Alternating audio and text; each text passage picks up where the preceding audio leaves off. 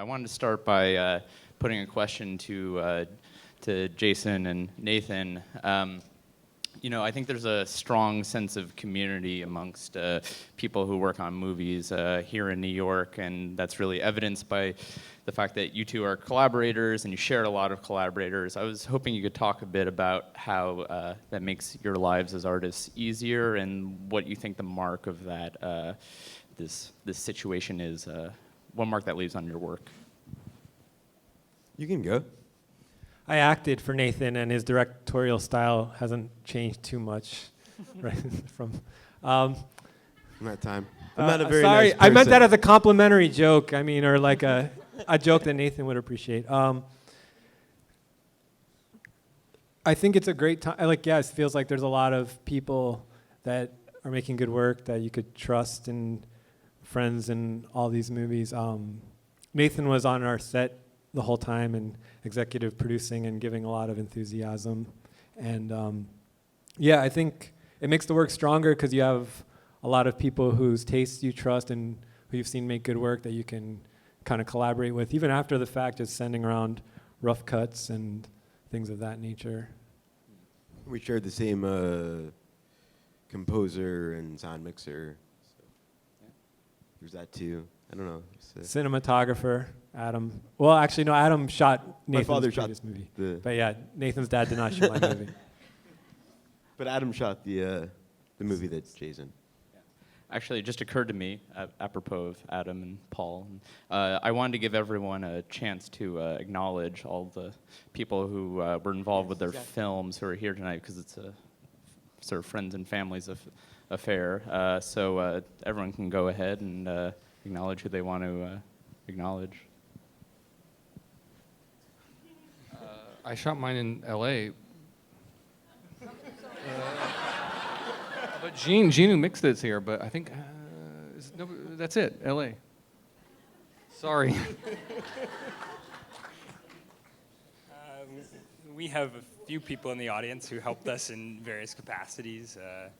We have someone who helped with some sound stuff, Andrew Kaufman, and someone who did the graphics at the end of our film, Diana Backer. So, round of applause for them.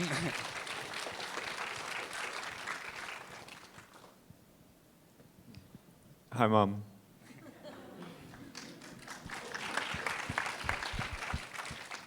Well, my father shot the movie and he's here, and my mother's in it. And then Paul Grimstad did the score. I don't think, Gene Park, are you around? Oh, he's here too. He did the mix. So. Basically, everyone's here except for Josh Mandel. Is it a trick?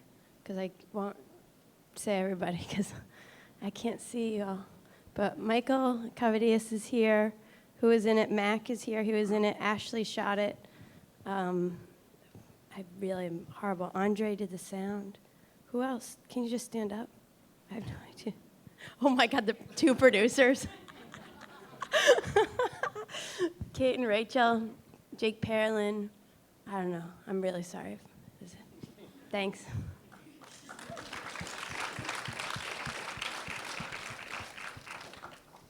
The lead, Michael Weatherby, is here, and Tally Madell, and the lovely voice of Caroline Luft. I don't know if Rudy's in the building. If he's in the room, he might have snuck in. But yeah, we have Jen here, Jen Kim, Madeline James. Who else do we have? Al Mars, Gene Park, Adam Ginsberg, Paul Grimstad, Leah Evans. Yeah, the collaboration is really my favorite part of making the movie, actually. So if you're here, I love you for being in the movie and working. We had a good time, so thanks.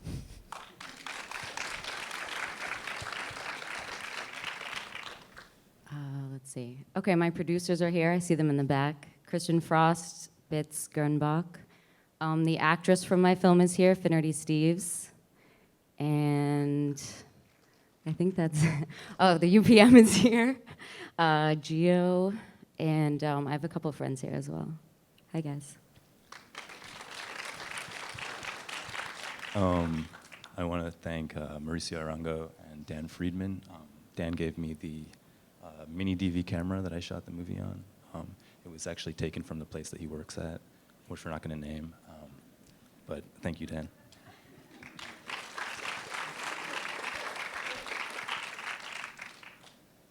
We have producer Rachel Wolder, and please wave widely. And our actors, Eleanor Pienta and Keith Polson. Executive producer, Kaveh Zahedi. And consulting producer and my acting coach, Han Park. Set designer, Christy Park, but they're not related. And our gaffer, Raj Trivedi, and sound, Audrey Radowski.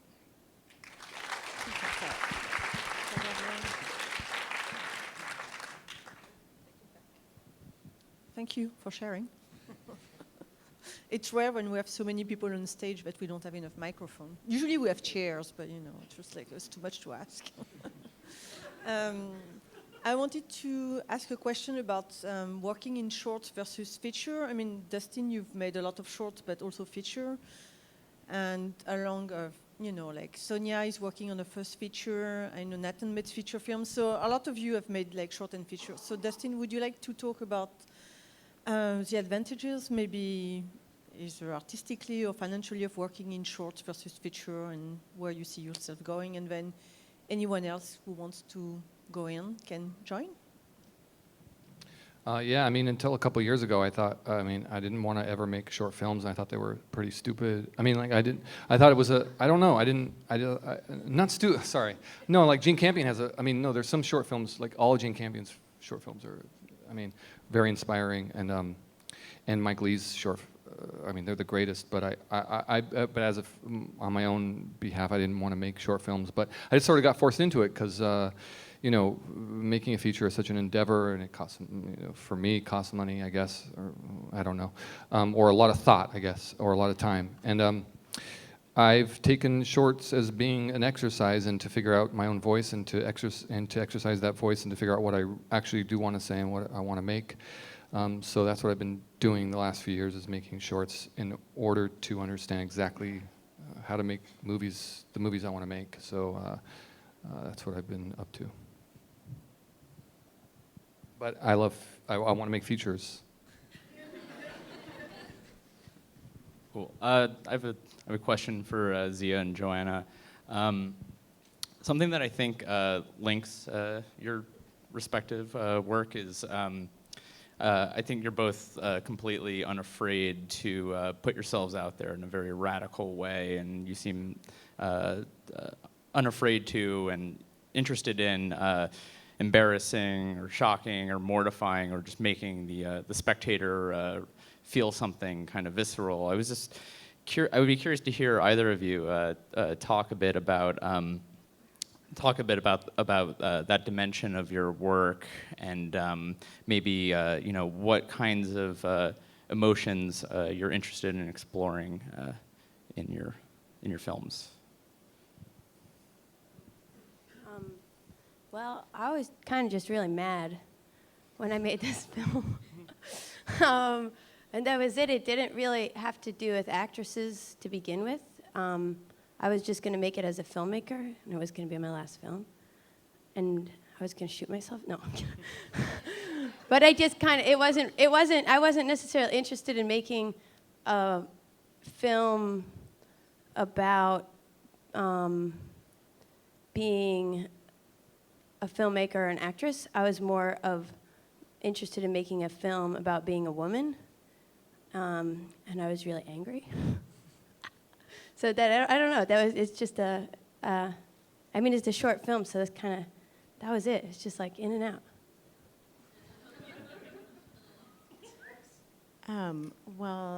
My film is based on a fictionalized composite inspired by several friendships I've had. And I'm often friends with more outgoing people than I am, and I was interested in exploring the leader-follower dynamic and what each side got out of it. So I guess my hope is just that when I'm putting myself in my work, it's something that other people can relate to and hopefully there's new emotions or something. We're going to open it up to the audience because it seems like a good idea. So do we have any questions?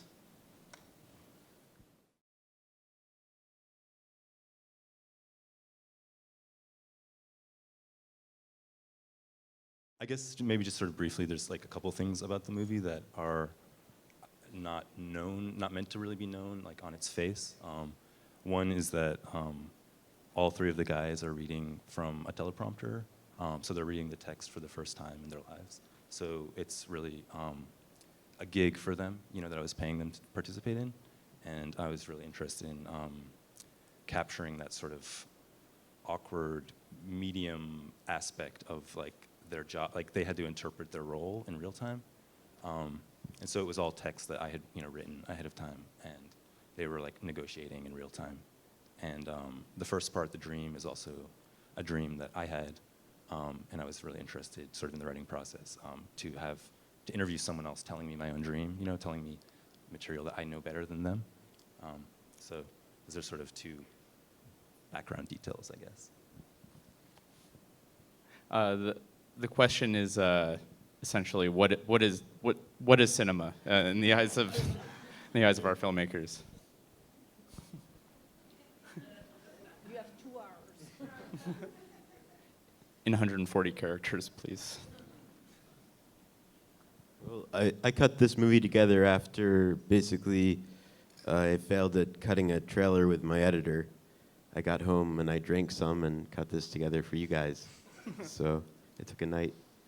So that's movies for me. It's some sort of getting rid of the fact that I can't make them.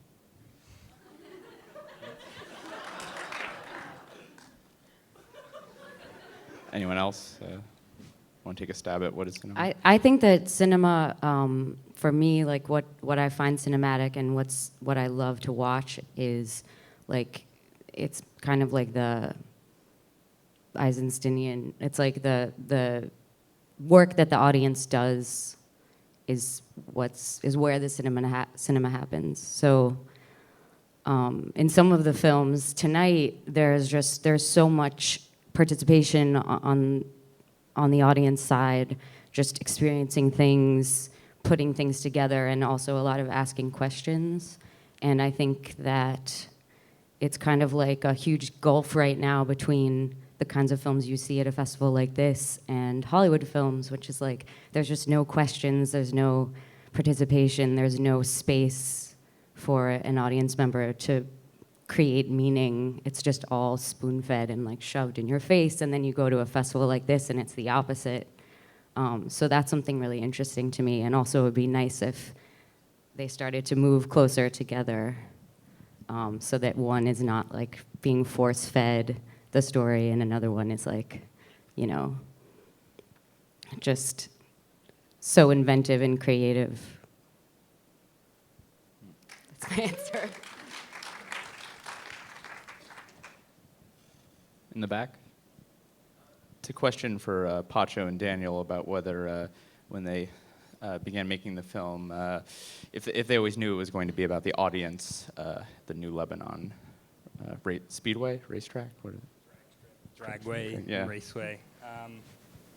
Well, I should say that our entry into the film was, is this working? Okay, can everyone hear me? Our entry into the film was through the people at the track. I have two identical twin Armenian uncles. I feel compelled to say their names, Vahe and Shahinian, who've been racing at this track since the 1960s, and it's that way with a lot of people. And then there's this weird generational thing where there's sons and grandsons that race, and occasionally daughters and granddaughters, and I think that confluence of just old-timey kind of people and a sort of present slice of life portrait of a place really compelled us. So from the beginning, we were, I think it's safe to say we were more interested in the people than the cars. And this thing of trying to use the sound to conjure this space that perhaps wasn't there on screen. Those were the early kind of conceits of the film, I would say. I don't know if you have something to add, but. Also, this is something that I didn't really think about too much when we were making it, but lately has been on my mind a lot because I'm working on a new film. But my editor, David Barker, who's maybe in the back somewhere, has been making me watch a lot of PLA films. Maurice PLA made films called A Nos Amour and Lulu, in this way of sort of making a scene not about what it's about, and thinking about, how to make a film about drag racing that's not really about drag racing, or just like that as a kind of challenge. I think it's something I wasn't, maybe wasn't in our conscious mind as we were making the film, but was maybe in our, I don't, in our dreams. I don't know. Jesus. Okay. It's a question for Zia about the origins of the robot cinematographer. The robot, I just always knew was there. But then the actual robot was a series of mistakes that turned out to be much better than it had ever been, we'd ever thought it would be. But it was, in the end, it was, the whole thing was like the most torturous thing ever. I mean, I'm never gonna make a film where anybody has to wear any type of costume again, because it's the worst. But it ended up, it was just kind of one of those weird magical things. Like, I mean, I'll show you. The original robot was like this big, bulky robot, and just kind of had to slim it down for various reasons. It's a question for Joanna about directing herself as an actor, and acting and directing at the same time, and just sort of the general vulnerability that's manifest in your performance, in your writing and direction. That's 2 questions, but I'll do my best. Well, we actually had a pretty extensive rehearsal process. We rehearsed a few times several months before, and I filmed the rehearsals and played them back so I could get a sense of how the scenes were coming and the direction I wanted to go. And my acting coach and the film's consulting producer and I also had a great rehearsal process, so Ham Park. And so it was great to have her outside perspective on that. And just being, sometimes I got to watch the master back during the shoot, but more often I was just getting an idea of how it was going while in the scenes and from the filmmaking team. And being vulnerable in your work. I mean, I think one of the things that I really look for in books and movies is some insight into how people normally are that I don't get to see. So I guess I try and push myself to, be vulnerable when telling stories. I believe it's a question for Sonya about maybe the impetus for making your movie and sort of where it came from. It's actually based on something real, an anecdote my friend told me, and he didn't come tonight, so I can say whatever I want right now. But basically, when he was a kid, his mom put him in the car and said, "Tell me where Daddy was yesterday. I know he drove you by here," or whatever it was. And they were driving around, and she was like, "Is it here? Is it this way? Is it that way?" And he was like maybe 5 or 6 years old. And in real life, what happened was he was a kid, and he had no idea. So he started crying, and then his mom started crying, and then they drove home. I think it was kind of a traumatic memory for him.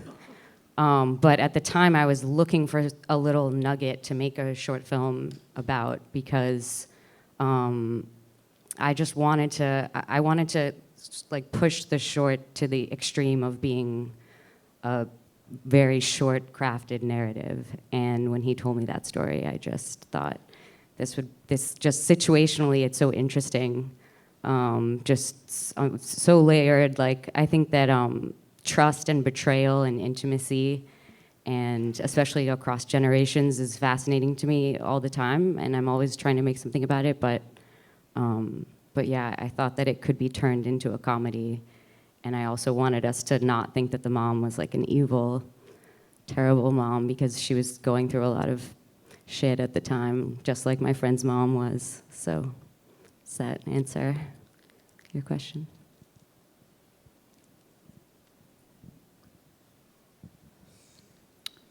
Well, if we're out of questions, why don't we call it a night? Thank you, guys.